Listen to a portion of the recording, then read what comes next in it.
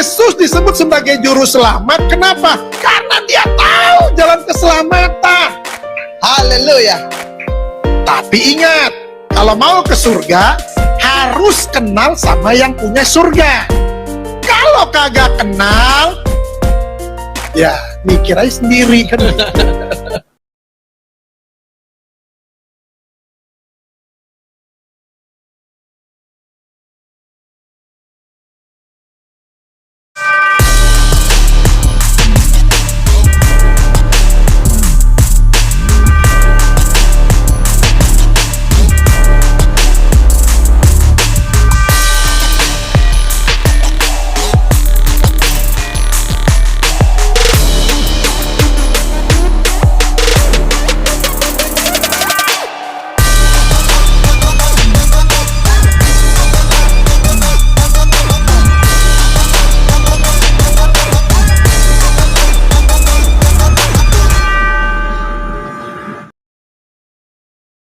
Dalam Al-Quran, di Quran Surat Al-Imran 345, itu tertulis di sana.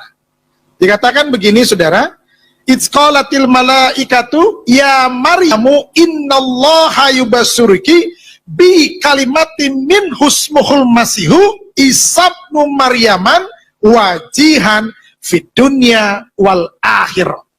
Jadi ketika itu Al-Quran bilang begini.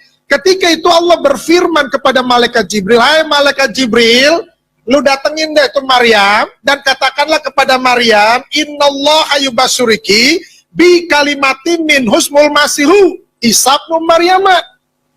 Kasih tahu kepada Maryam, ini adalah kabar baik, ini adalah kabar sukacita, bahwa engkau akan mengandung dan melahirkan seorang anak laki-laki yang bernama Isa.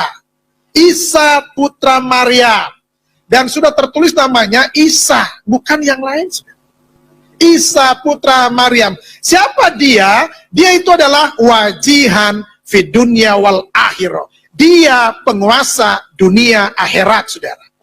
Ini pribadi yang luar biasa, saudara. Itu sebabnya Al-Quran mengaminkan bahwa seluruh dunia, siapapun dia yang masih manusia, itu harus merayakan Natal. Yang masih manusia. Kecuali udah berubah kan gitu. Kenapa? Karena Al-Quran sendiri sudah menyatakan itu. Kok Al-Quran menyatakan itu ya? Yes, ini hal yang sangat penting. Kenapa yang dibawa? Keselamatan dunia ini. Manusia itu butuh keselamatan. Ketika manusia itu butuh keselamatan, apa yang harus dia lakukan? Dia harus mencari keselamatan itu. Bagaimana caranya mereka mencari jalan keselamatan itu? Ada yang rambutnya dibotakin supaya kudus, katanya. Ya kan? Ada yang harus menghadap ke arah mata angin, karena di sanalah ada Tuhannya untuk selamat. Lalu ada juga yang harus mengorbankan korban untuk selamat. Harus bawa sesajen untuk selamat. Nah, kalau di dalam Yesus itu nggak butuh yang kayak gitu-gitu. Justru ketika manusia tidak menemukan jalan keselamatan itu, apa yang harus mereka lakukan? Mereka harus mencari yang namanya sirotol mustaqim, jalan keselamatan itu penting bagi manusia. Kenapa? Karena di dalam dunia ini cuma dua tempat, surga atau neraka. Nah, semua manusia pengennya ke surga, betul ya?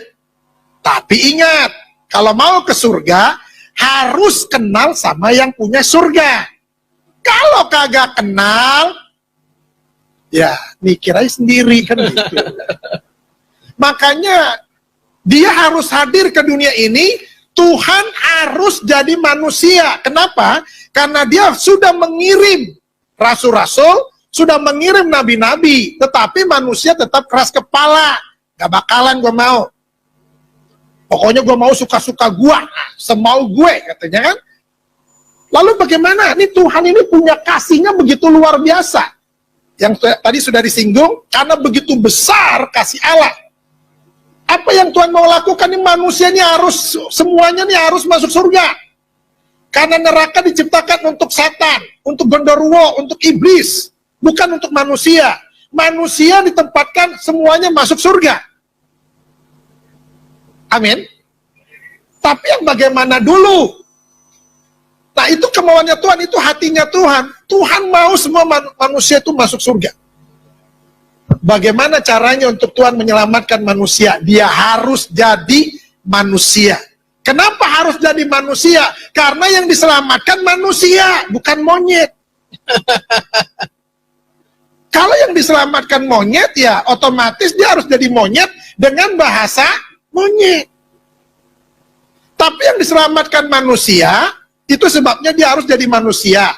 Makanya ada yang bilang, Tuhannya orang Kristen melucu jadi manusia. Suka-suka dia. Dia mau jadi apa ke suka-suka dia. Ya puji Tuhan, yang diselamatkan target utamanya adalah manusia, maka dia harus jadi manusia dengan bahasa manusia. Dengan gaya hidup seperti manusia. Nggak mungkin dia datang sebagai roh. Kenapa? Ngeri. Ada suara, nggak ada wujud. Budi, ada suaranya, tapi nggak ada wujudnya. Bahaya kan ini? Nggak mungkin juga dia tiba-tiba datang, cring, jadi manusia dewasa. Kenapa? Karena manusia selalu mencari silsilah. Dia anak siapa? Bapaknya siapa? Tapi ada tuh yang model kayak gitu, Bang. Ada ya? Mr. Bean. Jatuh. Itu manusia nggak jelas. Maka hidupnya juga nggak jelas. Yesus harus jadi manusia. Dengan bahasa manusia. Untuk tujuannya cuma satu. Manusia harus diselamatkan dan dibawa ke surga. Makanya ini manusia yang sangat suci. Al-Quran bilang begini, saudara. Di dalam Quran surat Maryam 19 ayat 19 dibilang begini. Qala innama ana rasulu rabbika li ahaba laki gulaman zakiyya. Artinya begini. Ketika malaikat Jibril diutus oleh Allah kepada Maryam, Jibril bilang begini, sesungguhnya aku hanya utusan Allahmu. Aku hanya utusan Tuhanmu. Ini kata Jibril. Untuk apa? Untuk menyampaikan anugerah kepadamu. Apa anugerahnya? Seorang anak laki-laki yang suci. Artinya, Yesus ini bukan manusia berdosa dan tidak ada dosa di dalam hidupnya. Itu sebabnya dia harus menyelamatkan. Kenapa dia harus menyelamatkan? Karena dia nggak berdosa. Yang bisa menyelamatkan manusia adalah orang yang nggak berdosa. Contoh, kalau saudara punya hutang, siapa yang harus bisa membayarnya? Tentunya orang yang nggak punya hutang dan bersih dari hutang. Kalau lu masih punya hutang, lu lalu mau bayarin orang yang punya hutang, gigi lu. Kenapa harus gigi? Lu aja masih punya hutang. Lu mau bayarin hutang gue? Yesus itu bisa menyelamatkan. Kenapa? Itu sebabnya dia disebut sebagai juru selamat. Kenapa disebut sebagai juru selamat? Karena dia tahu keselamatan. Nggak bisa orang tuh nggak bisa disebut sebagai juru bicara kalau ngomongnya kagak jelas. Assalamualaikum, mama imu. Lo bagaimana dia disebut sebagai juru bicara? Mama imu yang mama ayah malam ini ayah mau menyampaikan pesan dari bapak presiden. Lah,